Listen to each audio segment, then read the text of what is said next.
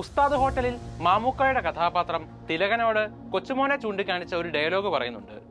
ഓൻ ചരിത്രം ആവർത്തിക്കുകയാണല്ലോ. ജയൻ നമ്പ്യാർ സംവിധാനം ചെയ്ത വിലായത്ത് ബുദ്ധയിലെ ഷമ്മി തിലകന്റെ പ്രകടനം കണ്ടിറങ്ങിയ ഓരോ സിനിമാ സ്നേഹിയും മനസ്സിൽ അത് തന്നെ ചിന്തിച്ചിട്ടുണ്ടാവും. താൻ ഒരു മികച്ച നടനാണ് എന്ന കാര്യം അദ്ദേഹം കാലങ്ങൾക്ക് മുൻപേ തന്നെ സ്റ്റീരിയോടൈപ്പ് ചെയ്യപ്പെട്ട വില്ലൻ വേഷങ്ങളിലൂടെ തന്നെ തെളിയിച്ചിട്ടുണ്ടായിരുന്നു. പ്രജയിലെ ബലരാമനും കസ്തൂരിമാനിലെ രാജേന്ദ്രനുമെല്ലാം തിരശ്ശീലയിൽ വില്ലനിസത്തിന് പുതിയ മുഖം നൽകി.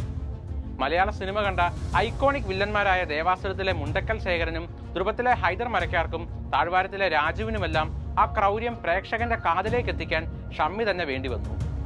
വിലായത്ത് ബുദ്ധയിലെ തൂവൽ ഭാസ്കരനായുള്ള ഷമ്മി തിലകന്റെ വേഷപ്പകർച്ച ഒന്ന് കാണേണ്ടത് തന്നെയാണ്. ഇന്ദുഗോപന്റെ നോവൽ കുറച്ചു വർഷങ്ങൾക്ക് മുൻപായിരുന്നു സിനിമയാക്കുന്നതെങ്കിൽ അതിൽ ഭാസ്കരനെ അവതരിപ്പിക്കാൻ ഏറ്റവും സാധ്യത തിലകനായിരുന്നുവെന്ന പൃഥ്വിരാജ് സുകുമാരന്റെ അഭിപ്രായം എല്ലാ മലയാളിയുടേതുമാണ്.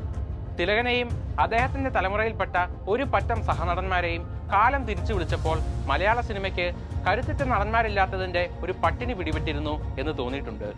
കണ്ടന്റിന് പ്രാധാന്യം കൊടുത്തുകൊണ്ട് സിനിമ എടുക്കാൻ ഇറങ്ങി പുറപ്പെട്ട കുറച്ച് യുവ സംവിധായകർ ആ വിടവ് നികത്താൻ വേണ്ടി പുതിയ നടന്മാരെ അവതരിപ്പിക്കുകയും ഓൾറെഡി ഉള്ള നടന്മാരെ വ്യത്യസ്ത മുഖങ്ങളിൽ അവതരിപ്പിക്കാൻ ശ്രമിക്കുകയും ചെയ്തിരുന്നു.